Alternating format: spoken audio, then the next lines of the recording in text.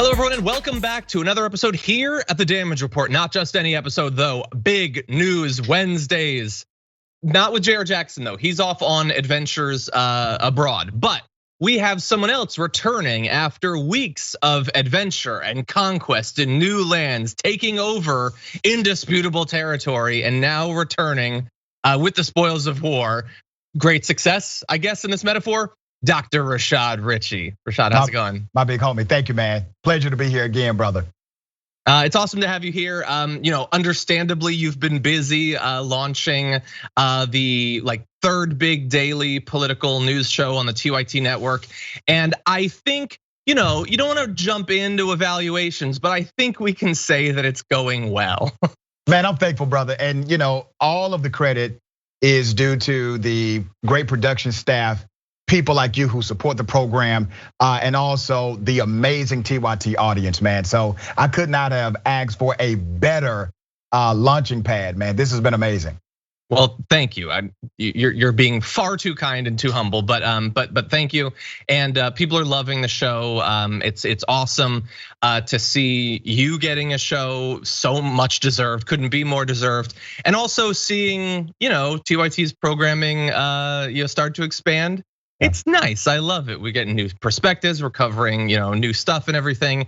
It's awesome, and so everyone should definitely check it out. The cool thing is, it's not complicated to check out. All you gotta do is just not go anywhere. You're here now because you're hearing me. Just don't go anywhere afterward, because Indisputable will be available after TDR today and every day at youtube.com/indisputablety.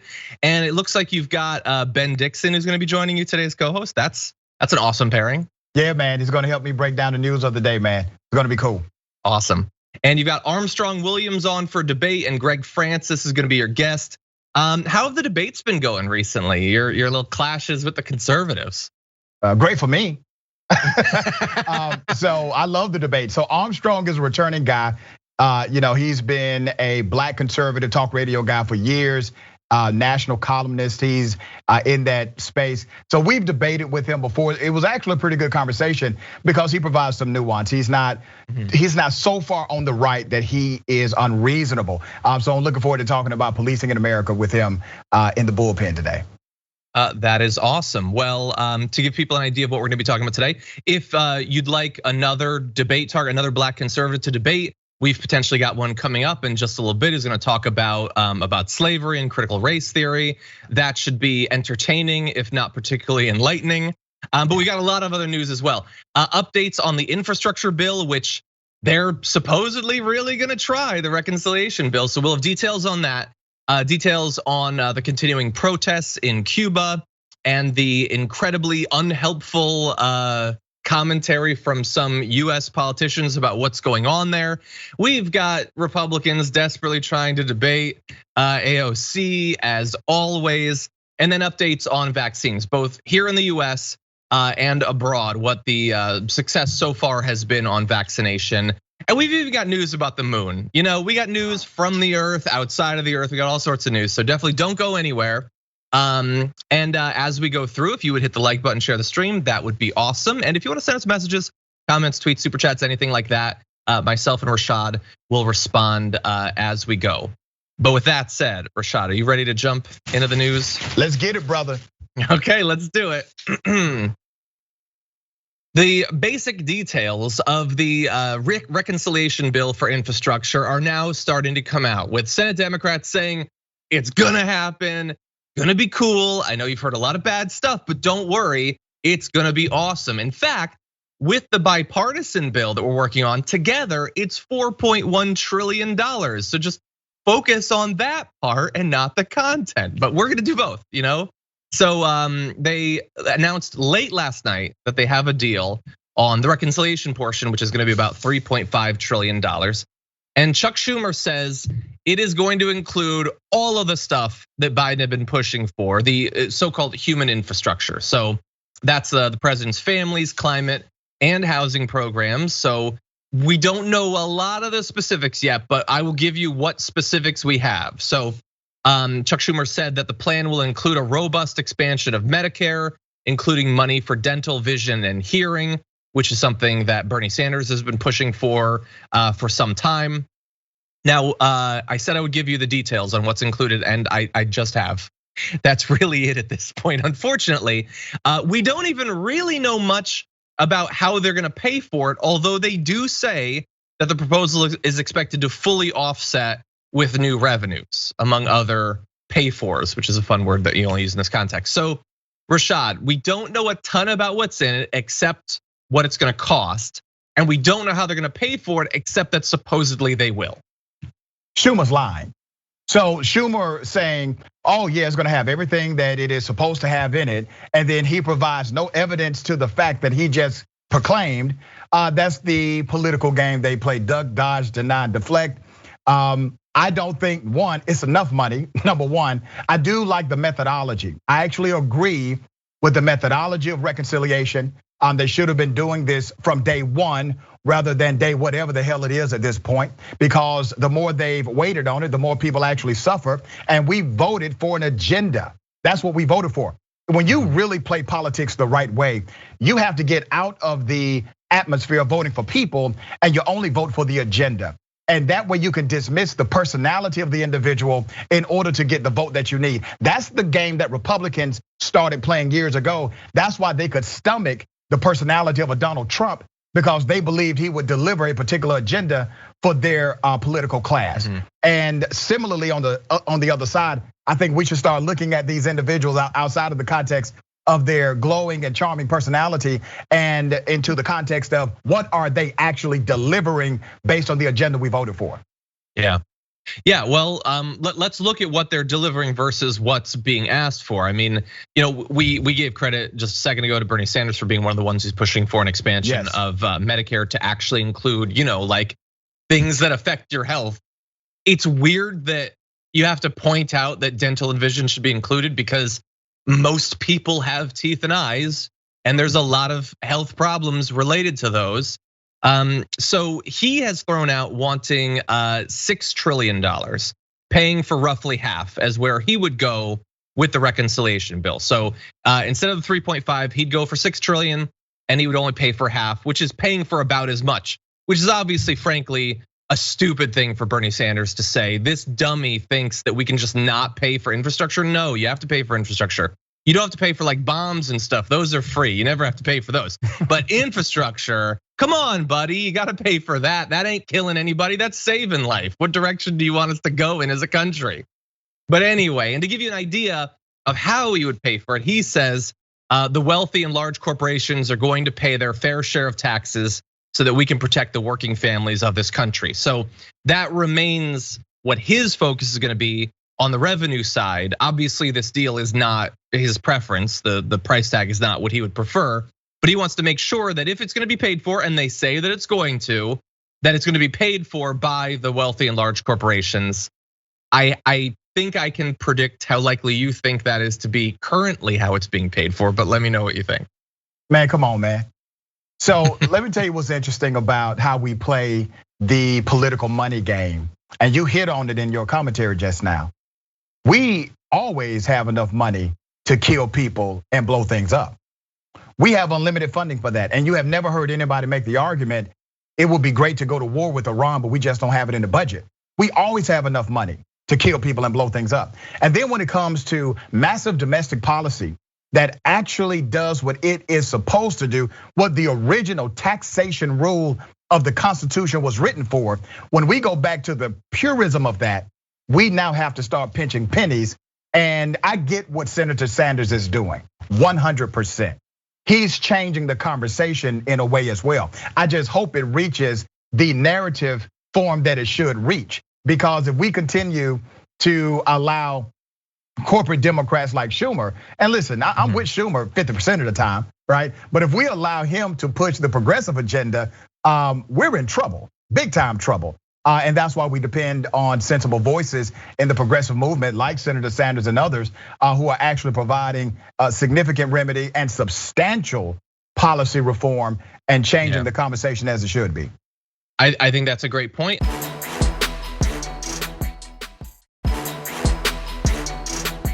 on the eve of the reconciliation bill details coming out, which I was really hoping would be out by the time we went live, but so far we're still scrambling for a few details.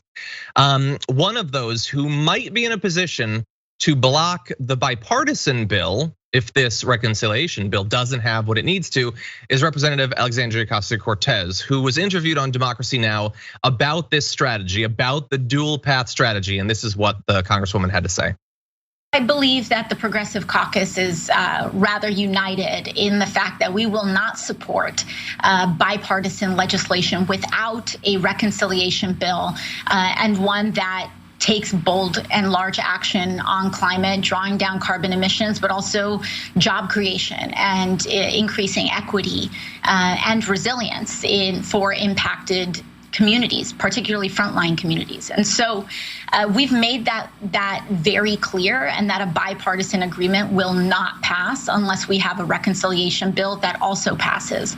And so that is where we've drawn a strong line. And I believe that Speaker Pelosi, the White House, and Majority Leader Chuck Schumer have taken that threat quite seriously. They know that we fully intend on acting out on that if a reconciliation bill does not come to the floor of the House. Okay, so look, the House is obviously fairly evenly split. It would not take many Democrats turning on the bipartisan bill to stop it in the House. She's implying that they have enough votes in the Progressive Caucus to do that. This isn't a part of the conversation that's been focused on a lot. It's more on what we're going to turn to later on, which is the centrist and right-wing Democrats blocking it potentially for other reasons. But how effective as a deterrent or as a threat do you think this might be, Rashad? Extremely effective, and it's the right thing to do. She's playing chess, not checkers, and she understands the power of the Progressive Caucus at the moment. And I get others who make the argument, I get it, that something is better than nothing. I understand that argument. I simply disagree with the argument. In this case, you literally have an opportunity to bring your own party closer to a truly progressive policy item. That's what she's doing. And she's utilizing the leverage that she has to do so. And you only get certain moments in politics to do this. You don't get this kind of opportunity every time a bill comes up or a massive policy will be voted on. And she's taken the opportunity to do exactly what I would hope others would do if they were in a similar position, to where there's a clear definition of what's right and then a clear definition of what is a compromise. I didn't vote for people to compromise. I voted for people to serve an agenda that I believe is right. And that's what she's doing. Yeah, no, I think it's a great point. We will have to see. We still don't know quite a bit about what's in the bipartisan bill, let alone, as we've been saying, we don't know what the reconciliation bill. We're being told by Schumer it's got everything. You'll love it. You'll love the climate stuff. We'll have to find out. Will it be satisfying to your average congressperson? Will it be satisfying to those stressing the need to combat climate change, like Representative Ocasio-Cortez? Remains to be seen. I sort of doubt it, but we're gonna find out. That said, that's not the only aspect of this we need to focus on. With the details forthcoming for the bipartisan this is not bipartisan. With the details forthcoming for the reconciliation form of the infrastructure bill, we now have to turn from those who we've heard their opinions on it, like Chuck Schumer or Joe Biden, to those whose opinions apparently really matter these days, like Joe Manchin. So what does he think about it? Will he allow it to go through? Well, this morning he said, I heard about it this morning or late last night from my staff. Well, which is it? That's a weird thing to say. Anyway, so like this morning is now. Did you hear about it now? Or anyway, he says, so we're anxious to basically review it. They worked hard on it. We want to see it. Also, I've been very clear that I want to see the pay-fors and make sure that whatever we do is globally competitive. And I already feel a little bit queasy. He said he wants to know if specifically the tax adjustments are going to be globally competitive. So globally competitive is sort of designed to make it seem as if he's not saying a specific thing. Like, what does that mean? I mean, he could be talking about literally anything. I feel though, Rashad, that only means, are you raising corporate taxes? Because that's the only time they ever talk about global competition is our tax rate comparable to other states? So we're gonna have more from him in just a minute, but it already sounds like he's saying you're not raising the corporate tax rate to pay for this. The man is already bought and paid for. Okay, that has been proven. AOC spoke about that. And then we got the records that shows exactly where his loyalty lies. So anytime he says things like this, to me, it's a wink and a nod to the corporations that have purchased him fully and wholly. Any bill that includes Joe Manchin is already a bipartisan bill. Just understand that. He's a Republican in de facto, and he's a Democrat in name only. Yeah, 100%. And again, I would like to throw out there, as some have been trying to do, what makes a bill bipartisan, and that's assuming that you value bipartisanship as a general principle. Do conservatives or Democrats and Republicans out there in the country support it? But that's never what they actually mean by it. Like, a bill could have 70% Republican voter support. That doesn't make it bipartisan if all the representatives are being. So that's a weird way that we operate as a country. But anyway, he goes on to say, I'm open to looking at everything they provide, okay? They're going to have to provide all the information that's going to be needed. They worked hard, they should have a proposal. Okay, that's all basically nonsense. Sure, you'll look at it. The American people, and this is where it gets even darker. We have a debt of 28.5 trillion right now. We have indications of inflation spiking. What's going to happen the generation coming after us if we don't have some kind of controls or some basically brakes on different things? So I'm looking at everything in a holistic way. Well, holistically, he's a brake on different things. That's all he is. He's there to stop the Democrats from getting anything done. But what does he support potentially? Well, asked if he supports expanding Medicare to cover vision, hearing, and dental care, he responded, dental is a very important part of a person's health. So even in that, I guess your eyes and your ears can go kick rocks. He cares about your teeth, maybe, but that's about it out of those three. And he proposed lifting the cap on income subject to Social Security taxes, but asked if he supports a wealth surcharge tax. He says, I'm going to evaluate everything they put forward, sort of implying that some sort of wealth tax might be a possibility. Look, I'd love to be surprised. I don't really believe that's a thing that he's coming to the table with an open mind on. Yeah, his code is quite simple to decode. Anytime he doesn't give you a direct answer, that means he gave you a direct answer. His direct answer is, no, I'm not going to support that, right? Here's the issue with money in politics, and the reason why we have these challenges that other nations do not have. We allowed for unlimited money inside of our political arena. Well, what does that mean? That means that you're no longer making decisions based on a policy platform, you're making decisions based on a profit platform. And not only is he setting himself up to have a windfall of money so that he can fight challengers, but he's also setting himself up for a great retirement plan. There's no telling what this guy would do after he leaves the US Senate, but he definitely has a cushy landing spot with a lot of these same corporations that support him now. 100%. Yeah, no, he likes the money that he's getting in donations now, but that's not even personal money for him. That can influence him a little bit. The money he's gonna get someday, and has in the past, because he's already served on boards and things like that.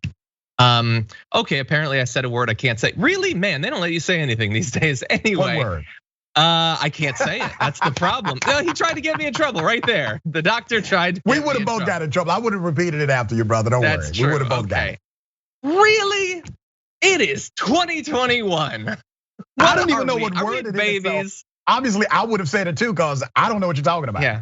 Well, let's see if chat can figure out what word it was. Anyway, yeah, thank you. No, I know what word it is. Anyway, okay. Well, we're gonna see if more news about what's in the bill is actually gonna come out. Insomnia Noir got it, and we'll have that for you if it comes. But we do have to take our first break, so stick with us after this.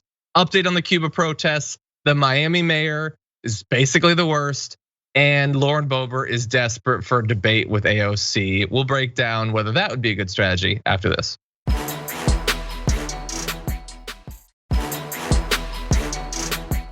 Okay, we're back with more news, and I am going to cut it with the potty mouth before this show gets pulled, okay?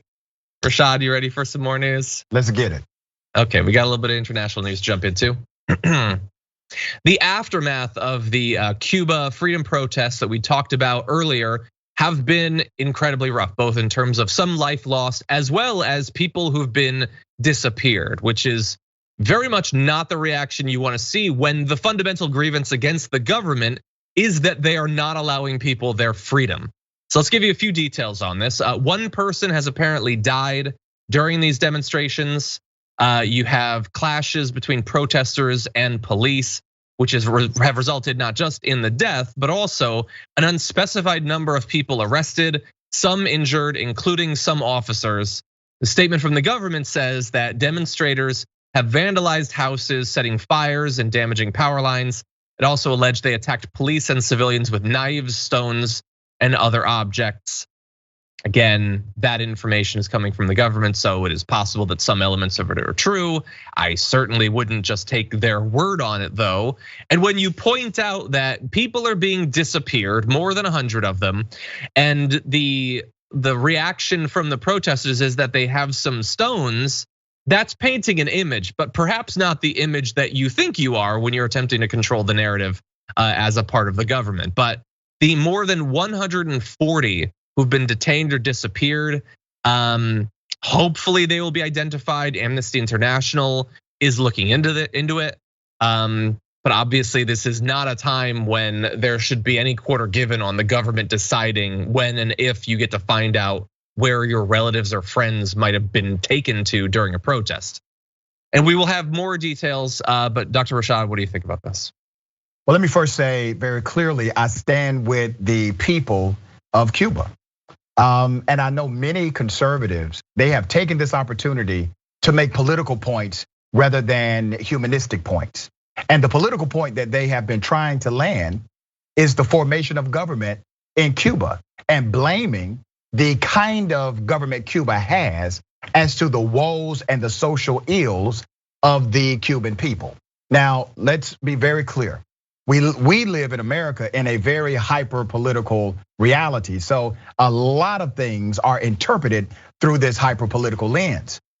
The reason why Cuba is going through what they're going through is because of direct mismanagement of resources, a lack of resources, mishandling of COVID, and you have systemic governmental corruption. Policing is out of control as well there. So you have all of these elements happening at the same time. The people are tired of it and they're speaking out. This has nothing to do with the formation of government. You have mismanagement happening in governments all across the globe. It's not just because of the kind of government they have. These are individual bad actors, and they would be individual bad actors regardless of what kind of government was in place. And I think all of us should take an opportunity to look at this from an individual or human perspective rather than a political perspective. And that is the sad narrative that's happening in conservative circles right now.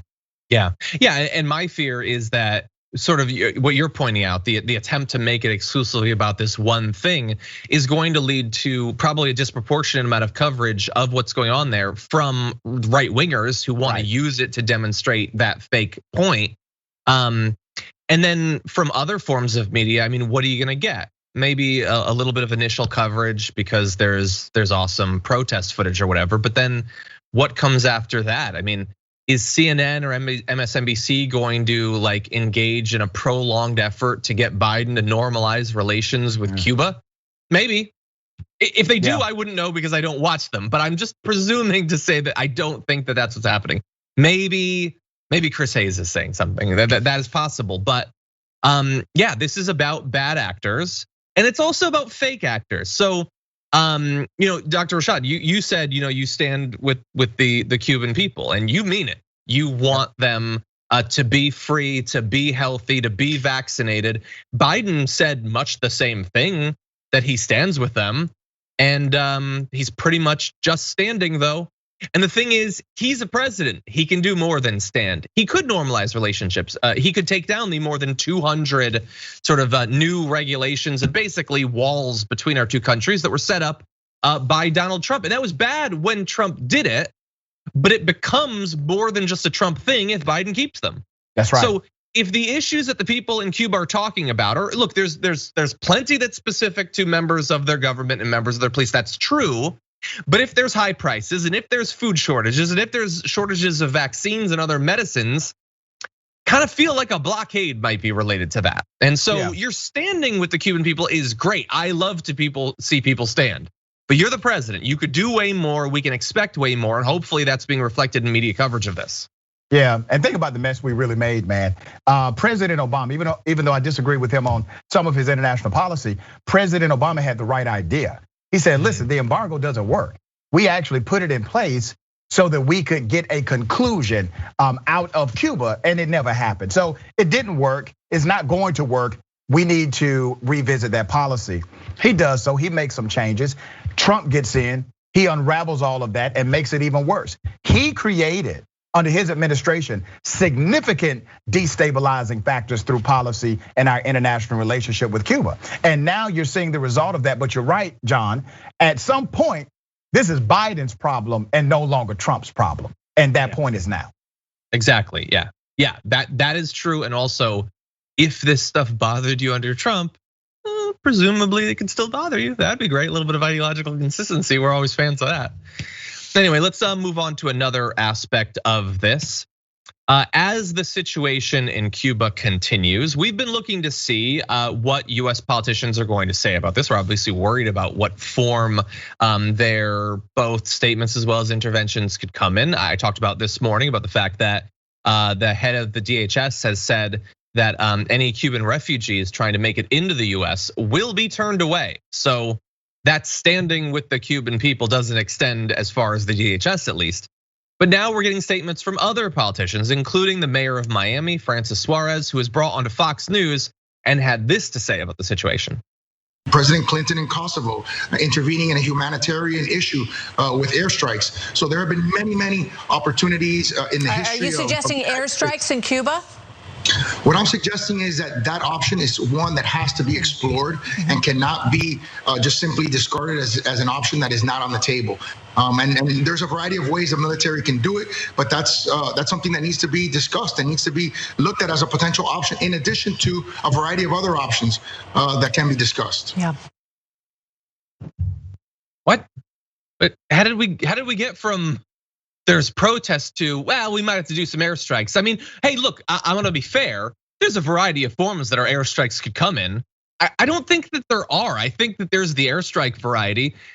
Exactly how would that help in any way right now? What would be the military objective? What would be the humanitarian objective of airstrikes against Cuba because of protests happening? You could put a whole bunch of potential responses on a dartboard and hit something more productive at random than the mayor of a major US city near to Cuba saying we need to be considering killing more Cubans. Rashad, what do you think? Yeah, he's disgraceful. Think about the irony of that. You're saying in order to stabilize Cuba, you must create more instability through blowing it up. That's how you're going to stabilize Cuba. Cuba has a resource issue, and yes, they have a mismanagement issue. But you can't solve that by killing folks or dropping bombs. It doesn't even fit the solution matrix that's on the table for a domestic crisis like Cuba is having. So I'm not sure exactly what his motive really is, but damn, that's so in left field that even John Bolton wouldn't think of something like that. He hasn't met a brown country he doesn't want to bomb. Yeah, and even the Fox host was like, wait, are you suggesting airstrike? Like Fox was taken aback by your warmongering. And look, I guess to some extent, to be fair, he says as well as other responses, but you'll note he doesn't come up with any specific ones. The only specific response he can think of is airstrikes. And then, I don't know, maybe there's something else. I'll put my best people on it, they'll come up with something. He said that for TV, John. He said that, maybe other things because he was on television. That's the only reason why he put that additional caveat on there.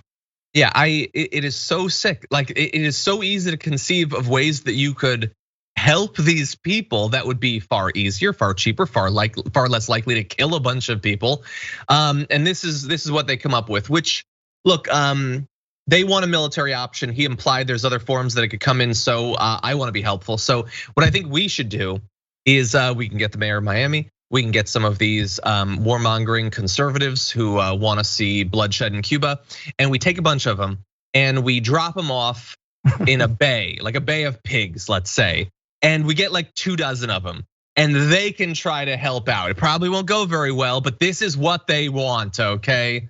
No, it's absolute madness. Like, I can't imagine that being what you think your addition to the discourse should be. Not enough people are talking about killing people in Cuba. Let me go on Fox News to make the case.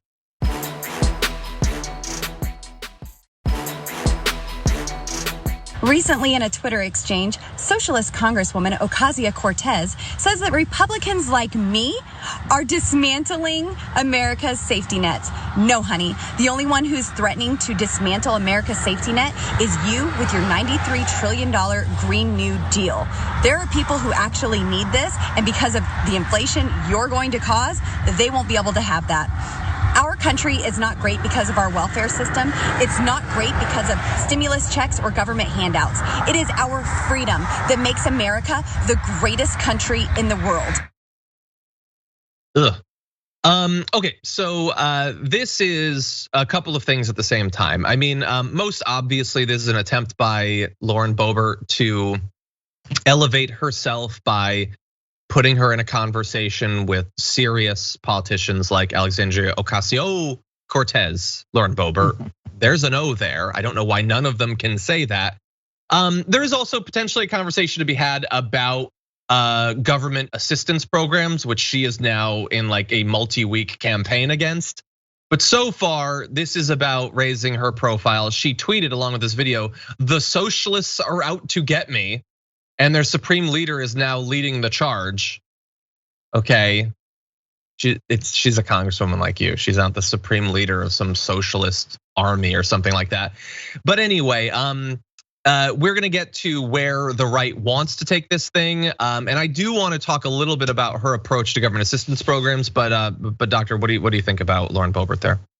She's clout chasing, and really, it's a compliment to AOC. Because when you're clout chasing and trying to get shine off of somebody else, you have to go after the person that has clout. You have to go after the person that got shine. And that's all she's trying to do. It's quite obvious. She's making herself the victim. And it's amazing to me how typically in these narratives of individuals who will proclaim that this is the freest country in the world, that there is no systemic bias or racism in America, that there is no victimhood mentality in America, they always play the damn victim in all of their social media posts. Yeah, 100%. And at least she's showing an ability to adapt. She was able to make it through that still fairly cringeworthy video without using terms like Fauci ouchie as some sort of intellectual point or whatever, but it still wasn't great. I have to, at this point, I know that she's sort of competing with Marjorie Greene to be the, as they point out on SNL, the it girl on the right, like the clown, not like the cool girl, the it girl. Marjorie Greene is just sort of dull and dim, whereas Lauren Boebert like tries to perform, and it's not great. But they are desperate for this to escalate. So let's go to Sean Hannity trying to give her a bit of an assist. Congresswoman, I'd like to see that debate. So if I offered airtime, I'll stay out of it completely. I'll give a half-hour airtime, just you and Congress. I'll even give an hour. You versus Congresswoman Ocasio-Cortez, no moderator. I'll just sit there and say, all right, guys, we got to take a break. We'll be right back. Introduce you and then shut up. And we can, or throw out a topic, the economy, throw out a topic. What's that? Yes, well. Okay, so again, this comes down to the debate thing. What would be, I don't know, like I obviously have made clear that I don't think it would be productive. I think it would largely be a waste of Alexandria Ocasio-Cortez's time. That said, I know a lot of people would love to see her run circles around Lauren Boebert. I don't know, Rashad, what do you think? Is this something that she should consider? Hell yeah, AOC will eat that ass up. And I hope, can I say that? Okay. I think you're okay. Okay. The word anyway, if not the phrasing. All right. I would think it would be a remarkable display of wit, progressive policy, because remember, these individuals on the right, especially folks like her, they never really argue policy, they argue talking points. And many of them adopt their talking points from people like Sean Hannity and Tucker Carlson. So I would love to see an actual policy debate, and I would love to see it with someone that actually represents a progressive policy agenda. I know we may say, that's beneath her, but this is a member of Congress too. So not really. That's true. So let's make something happen. I would be down for it personally. Interesting, yeah. No, I thought that we would have a slightly different position on that. And you are right, she's still a congresswoman. It kills me. I know. Like, I know. How are you not a congressperson, but she's a congressperson? Seriously, I'm not gonna compare myself. Obviously, that would be ridiculous. But okay, so really fast, I'm probably wasting my time. There's no substance to her, really. There's no substance to what Sean Hannity is saying. Sean Hannity is just clout chasing like Lauren Boebert is. Right. I'll even give an hour.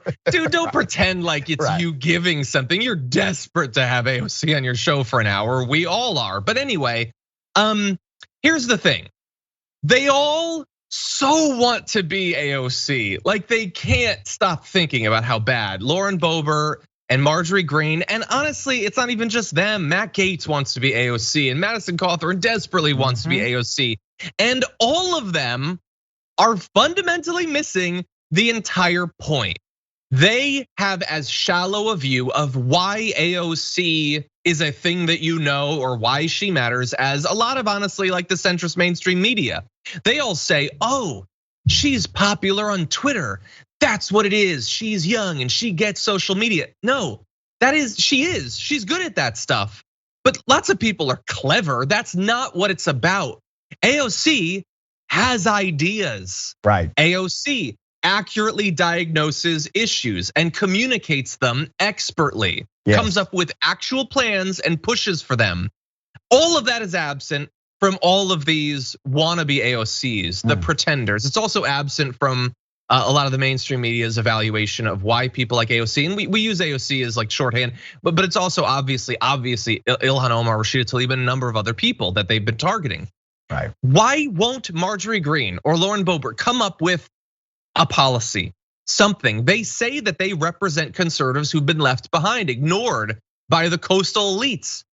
Well, then don't stop ignoring them. Come up with something. They have problems. Did you see the opioid overdose numbers that just came out in the last day?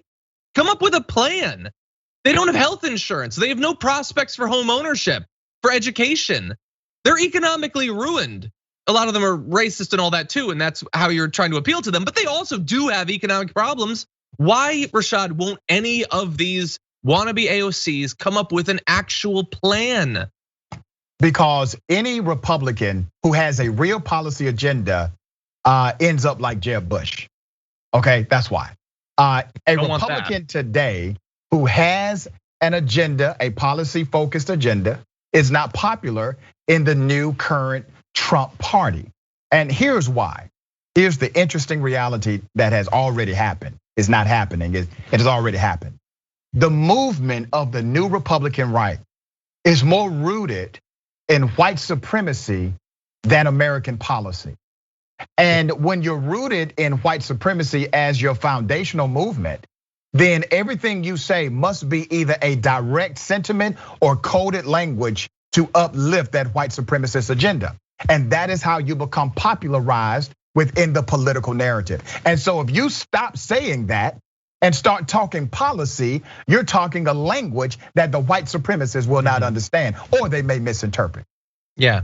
And by the way, if you're a conservative and you're watching this and you think that what Rashad just said there was unfair, when we often say that your appeal to your base is based on xenophobia, racism, transphobia, all of that, and you think that's wrong, you need to understand, we're just watching what you do.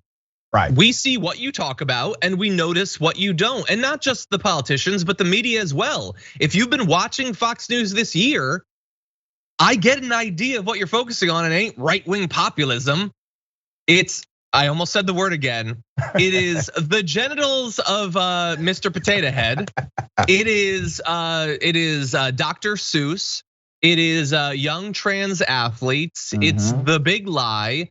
And it's anti-vax fears. It's trying to turn them against the government, even if it kills them along the way.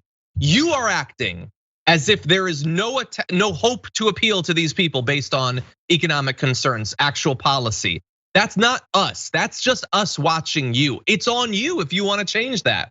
But your politicians clearly don't, and your media figures have made clear that they don't see any path when it comes to that. And it's not just Fox News, by the way. You look at these chuckleheads on YouTube, the Ben Shapiros and the wannabe Ben Shapiros or whatever, they never, ever, ever talk about anything that's really happening.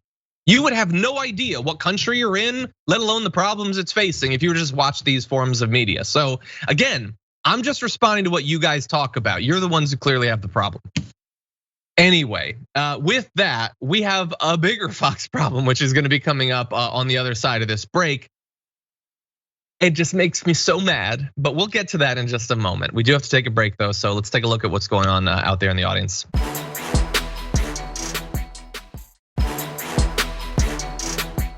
Okay, I'm gonna need everybody to hold on your butts. This next one is gonna be something. Yeah, because they're very invested in this whole idea that the nation was founded on the idea of systemic racism, that it's built into every single institution in America, even in the military.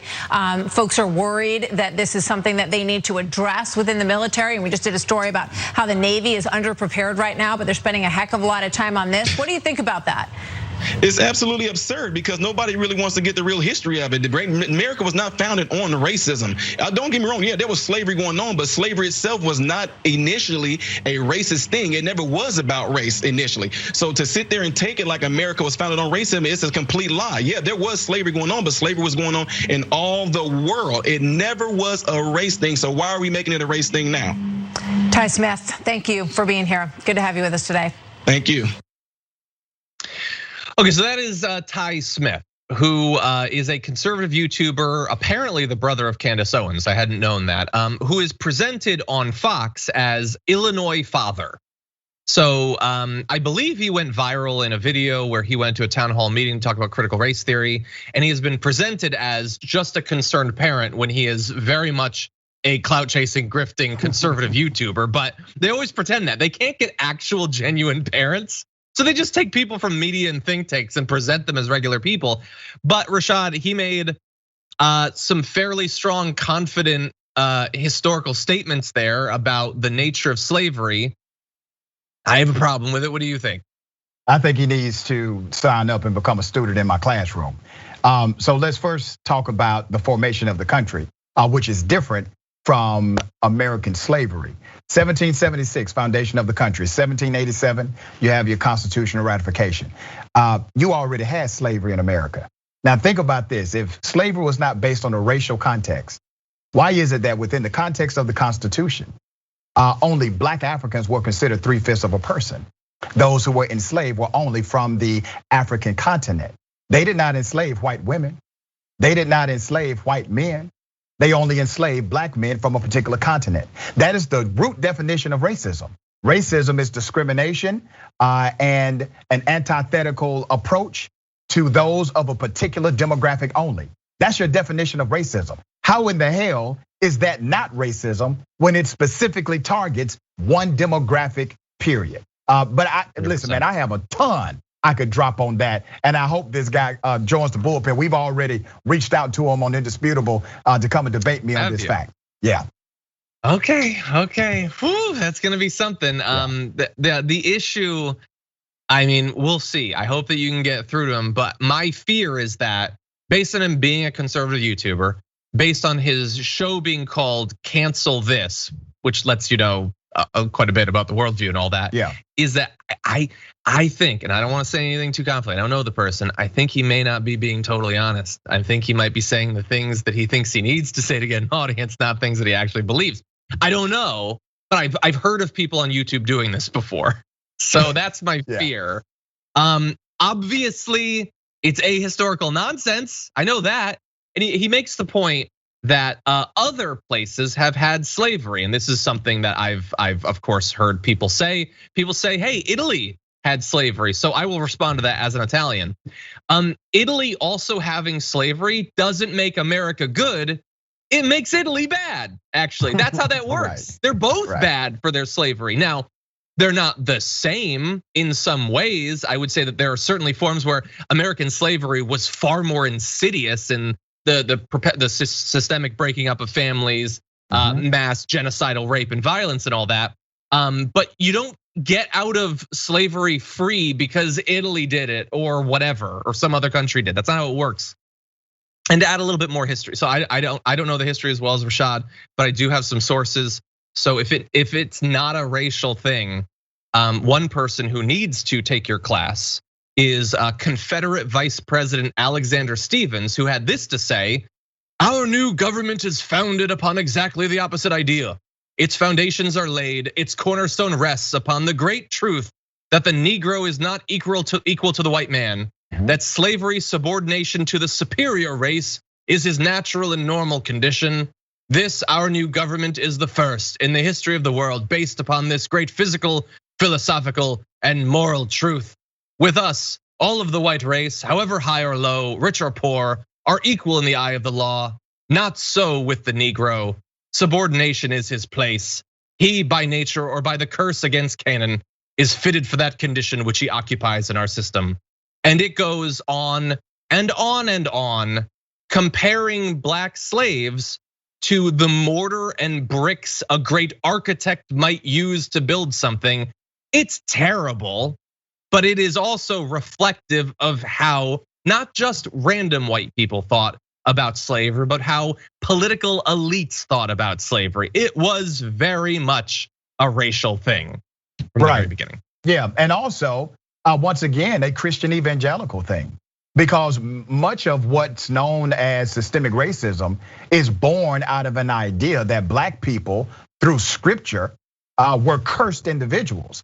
And you can find writings of what we would consider to be enlightened political figures who believed that black people by nature and biblical design and Christian dogma were somehow subordinate to white males. Now, that is the birthplace of the superiority complex we deal with in the United States of America. And it is ingrained into Christian thought and Christian ideology.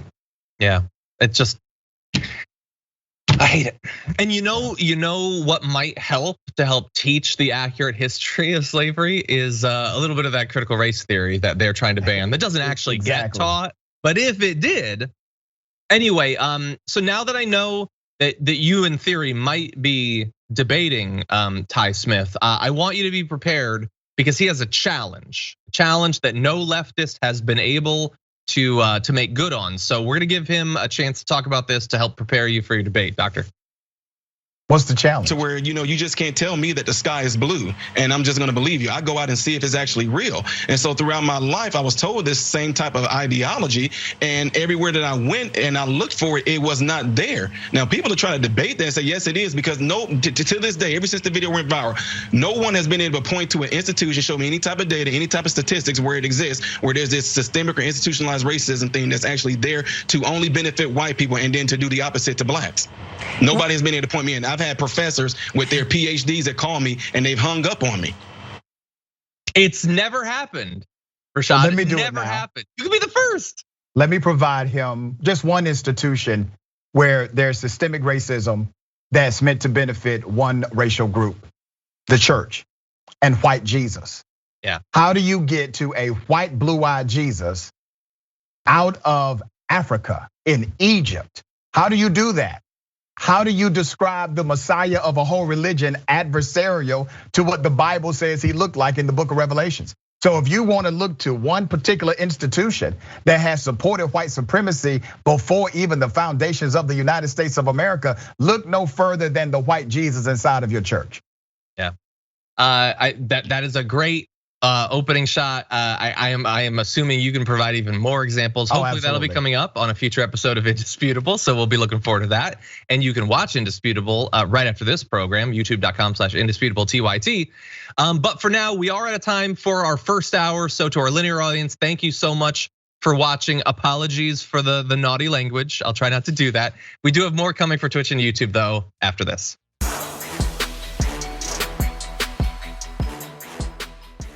Thanks for listening to the full episode of The Damage Report. Support our work, listen ad-free, access members-only bonus content, and more by subscribing to Apple Podcasts at apple.co/TYT. I'm your host, John Adarola. I'll see you soon.